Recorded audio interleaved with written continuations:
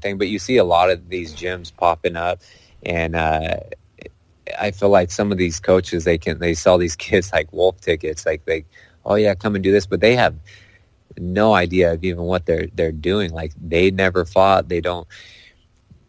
I don't know. I just see some stuff, even when they're going and teaching kids, or teaching these young fighters certain things, and they just have no idea, or they don't belong in there, like actually teaching them to.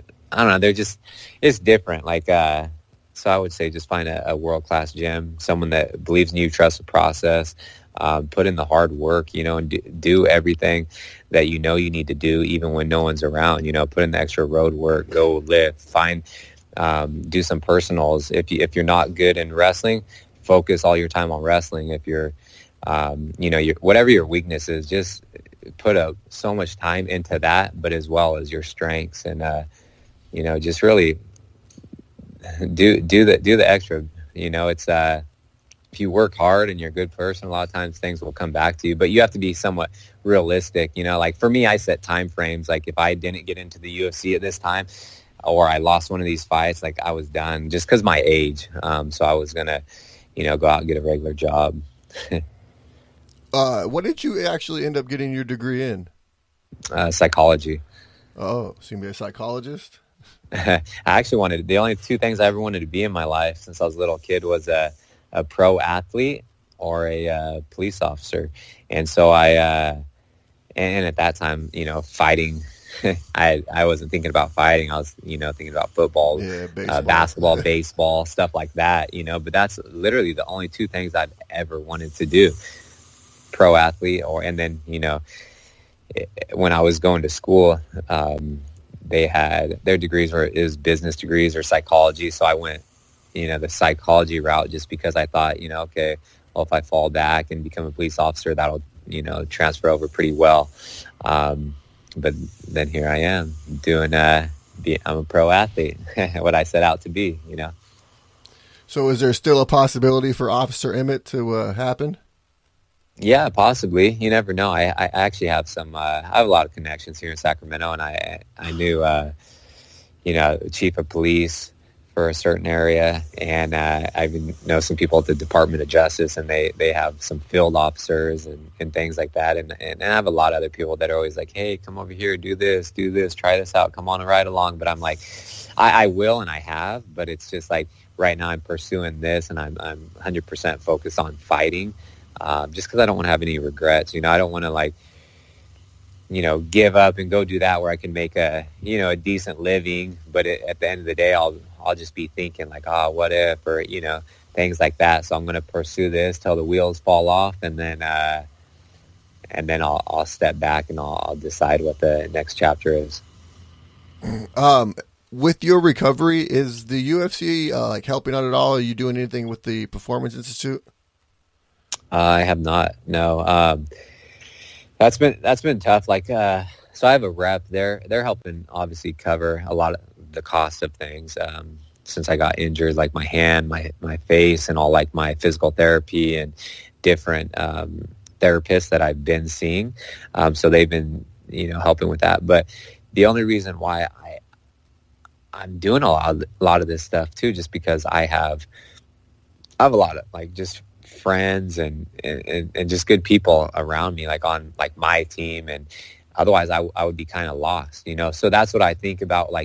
I'm fortunate that I actually know quite a bit of doctors, and they're my friends and stuff like that, so they're leading me in the right direction, like, hey, have you done this? I'm like, no. They're like, well, you need to go check out this, and they're calling in to their friends and setting up these things for me, and then the UFC is paying for it. But I was thinking about this. I was like, man, if this wasn't someone even in the UFC, just someone that got injured on a regional show, they'd be kind of lost. They wouldn't know what to do. Or even some people in the UFC, I was thinking, man, I'm one of the top fighters in the world, and I don't have anyone, really coming saying, hey, Josh, we want to see you here. We want to see how this is going. I haven't got a text, call, email from anybody from the UFC like, hey, how's he doing?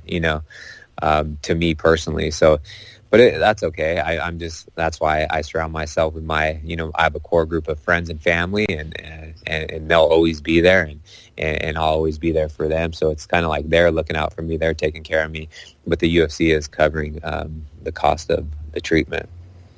So it seems to me like they're doing as very minimal as possible. Yeah, I think if I were to reach out to them and say, hey, then, what should I do here? Then possibly they could lead me in the right direction. But I don't even know some of the therapists that I'm seeing. I don't even know if the Performance Institute has it. I know they have strength coaches and physical therapists and stuff like that. And I feel like I work with some of the best therapists in my area, and even that are just so knowledgeable.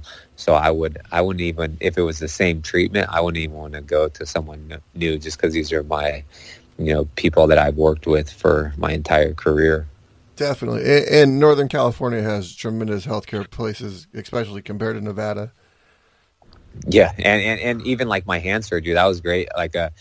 And this whole thing stemmed from the UFC will pay for whatever surgeon you choose. But I had, a doctor that I was seeing, he reached out to one of his friends and saw if he could expedite to get me in. And he was down in LA actually. So he's one of the main hand surgeons for the Lakers and the Clippers and stuff like that. So he got me in, and he did this new method and everything that he's way ahead of the curve. So that's why I'm back to doing things after 6 weeks already punching. Nice.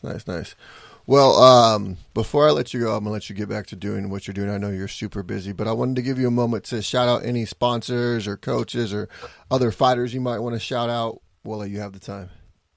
Yeah, just, some of my main sponsors are Trifecta, RP Strength, just really all my family and friends and coaches and teammates.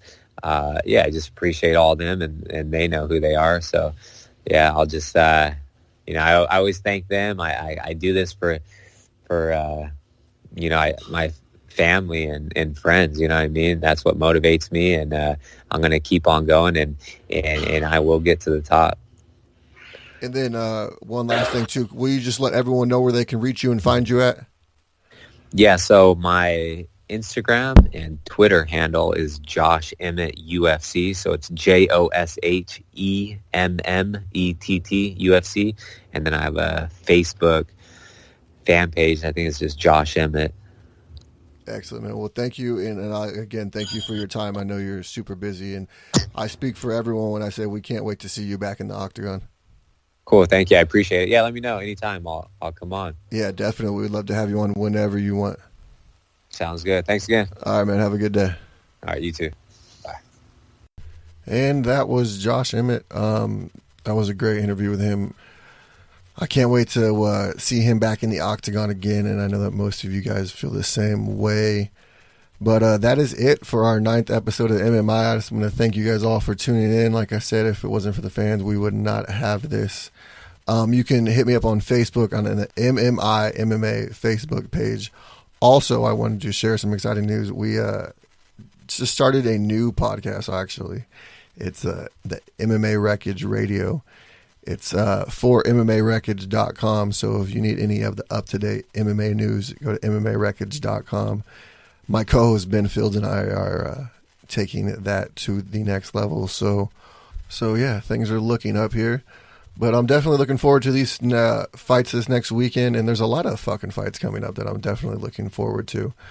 So after next weekend, the following Saturday, you have UFC Denver, which they just switched the main event of that. It's going to be the Korean Zombie versus Yair Rodriguez. Frankie Edgar pulled out because of injuries. Also on that card, you have the awesome co-main event that I think is going to be sweet. Just the hatred between the two of them is off the hook now. You got Mike Perry, who is now at Jackson Wink, versus Donald Cerrone, the guy who walked away from Jackson Wink, and also, as he walked out the door, gave him a big fuck you and talked some shit along the way on the Joe Rogan podcast. I just think it's a hated rivalry now that's now just going to keep growing and growing. Obviously, Cowboy obviously is now talked about fighting Diego Sanchez next. Also on that same exact card, you got Joseph Benavidez versus Ray Borg. You got Raquel Pennington versus Jermaine Randamie. I mean, just some great fucking fights. And then also the week right after that, you got some more good fights coming up. And you got Magny versus Ponzinibbio because they're going to Argentina. And in Argentina, Ponzinibbio is going to show Neil Magny what it's up. I really think that this is a great fight for Ponzinibbio. I think he's going to move up the rankings after he takes out Magny. You also got Lamas and Elkins on that card. Just like I said, some great fights coming up, guys. So if you're into the UFC, keep your eyes peeled because shit is going down. All right, guys. Have a good one. Late.